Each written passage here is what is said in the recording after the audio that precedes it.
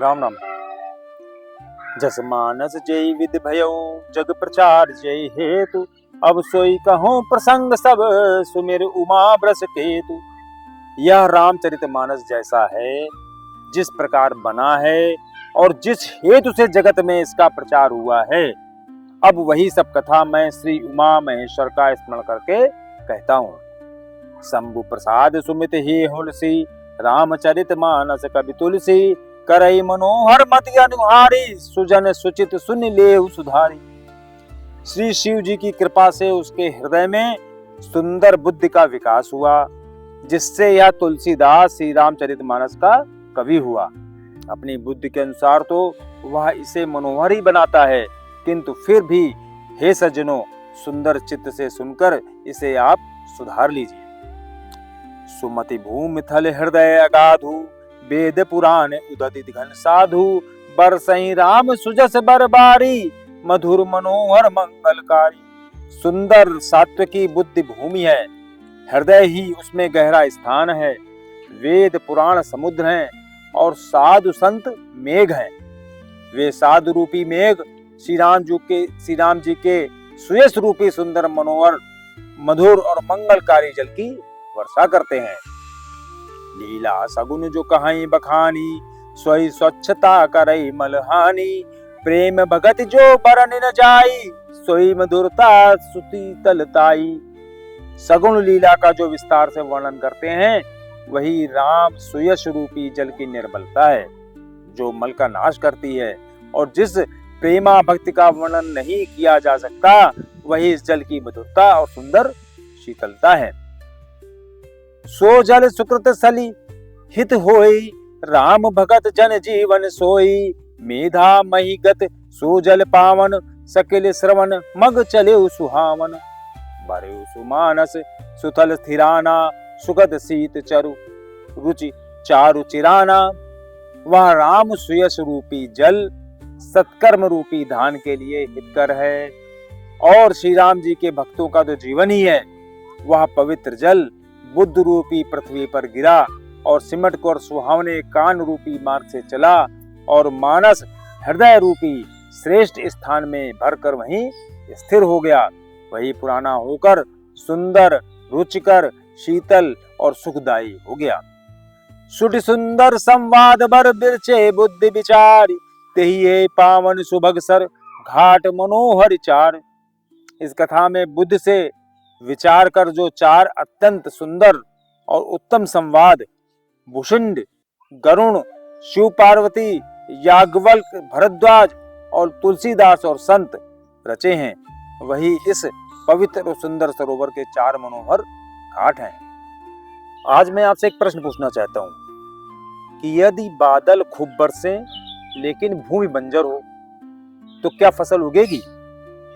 यदि विद्यालय बहुत हों, पुस्तकें बहुत हों, इंटरनेट पर ज्ञान का भंडार हो, लेकिन मन सीखने को तैयार ना हो, तो क्या जीवन बदल सकता है?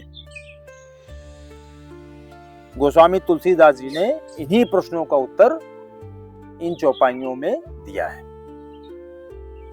वो गोस्वामी तुलसीदास जी का, जैसे हमने पहले ही बताया है, कि वो अपनी जब रामचरितमानस की रचना कर रहे हैं, तो उसमें बहुत सारी उपमाओं का प्रयोग करते हैं, बहुत सारे अलंकारों का प्रयोग करते हैं, और ये उनकी एक शैली है पूरे रामचरितमानस को लिखने की। तो यहाँ पर भी उन्होंने जो अपना ज्ञान प्रस्तुत किया है, अपने जीवन का जो तत्व प्रस्तुत किया है, जो जीवन दर्शन प्रस्तुत किया है, उसमें बहुत सारे उपमाओं का प्रयोग किया। यहाँ पर उन्होंने वर्षा, मेघ, इन सब चीजों का प्रयोग करके जीवन ज्ञान का वर्णन किया है।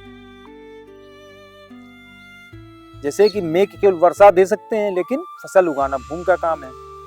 इसी प्रकार गुरु ज्ञान तो दे सकता है, माता पिता संस्कार दे सकते हैं, शिक्षक शिक्षा दे सकता है, लेकिन उन्हें ग्रहण करना हमारे अपने ऊपर निर्भर करता है। आज हमारी सबसे बड़ी समस्या है कि ज्ञान का अभाव नहीं है, सूचना का अभाव नहीं है। अभाव किस चीज का है? कि हमारे पास विवेक नहीं है। आर्टिफिशियल इंटेलिजेंस हमें हर प्रश्न का उत्तर दे सकता है, लेकिन हमारे पास उस उत्तर को एनालाइज करने का जो पावर है, जो विवेक है, वो बिल्कुल उसका अभाव है। इतना सब ज्ञान होते हुए भी क्या मनुष्य पहले से अधिक शांत हुआ? क्या परिवार अधिक मजबूत हुए?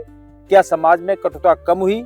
उत्तर है नहीं, क्योंकि ज्ञान का संग्रह और ज्ञान का संस्कार दोनों अलग अलग बातें हैं। तुलसीदास जी कहते हैं कि राम कथा मन का मैल धोती है और यह हमारे शरीर पर सफाई का बहुत ध्यान देती है। घर की सफाई करते हैं, लेकिन मोबाइल की मेमोरी साफ करते हैं, लेकिन मन में जो वर्षों से ईर्ष्या, अहंकार, क्रोध, द्वेष ये सब भरे हुए हैं उनको साफ नहीं करते हैं। वो हमारे मन में मैल की तरह बिल्कुल भरे रहते हैं। और अगर मन के मैल की सफाई नहीं हुई तो हम चाहें जितना भी ज्ञान, सूचना, जानकारी सब प्राप्त कर लें, उसको हम सही ढंग से समाज में उपयोग नहीं कर सकते हैं। और वो कहते हैं कि दुनिया में सबसे बड़ी शक्ति प्रेम की है, क्योंकि प्रेम ना तो खरीदा जा सकता है, प्रेम आदेश से नहीं पैदा होता है, प्रेम केवल अनुभव किया जा सकता है, जो कि एक व्यक्ति दूसरे को दे सकता है। जब दूसरा व्यक्ति एक किसी को देता है तो वो सामने वाला उस चीज को अनुभव करता है कि ये व्यक्ति हमसे प्रेम कर रहा है या नहीं कर रहा है। इसके अलावा कोई दूसरा तरीका नहीं है। राम भक्ति वही अनुभव है जो मन को एक प्रेम की भाषा सिखाती है। तुलसीदास जी इन्हीं चौपाइयों में, जो उपरोक्त चौपाइयां थी, इनमें ये भी कहते हैं कि जब तक राम कथा को अपने हम हृदय में नहीं उतार लेते हैं तब तक जीवन नहीं बदल सकता है। हमने कथा सुन ली, उसका मतलब भी सुन लिया, लेकिन उससे हमारा जीवन नहीं बदलने वाला है। कथा से क्या होता है, कथा की जब हम उसको आत्मसात करते हैं अपने मन में, तब हम जो है उसका मतलब, उसके जो प्रयोग हैं समाज पर जब करना चालू करते हैं, तब उसका समाज पर प्रभाव पड़ता है, तो उसका लौट के हमारे ऊपर प्रभाव पड़ता है। जैसा कि उन्होंने कहा कि प्रेम अनुभव करने की चीज है, जब हम दूसरे को प्रेम देते हैं तभी हमें वापस में लौट के प्रेम प्राप्त होता है। रामचरितमानस हमें सिखाती है, हम उसको सुन लेते हैं, समझ लेते हैं, बोल भी लेते हैं, लेकिन जीवन में अगर आपको परिवर्तन चाहिए तो अपनी सुमति रूपी, जिसको कहते हैं विवेक, उसको जागृत करिए, उसकी भूमि तैयार करिए, और फिर इसके बाद सारी चीजों को अपने मन में विचार करके, उनका विश्लेषण करके, फिर जो है अपने समाज पर, अपने परिवार पर उनको उतारिए, तभी ये देश बदल सकता है।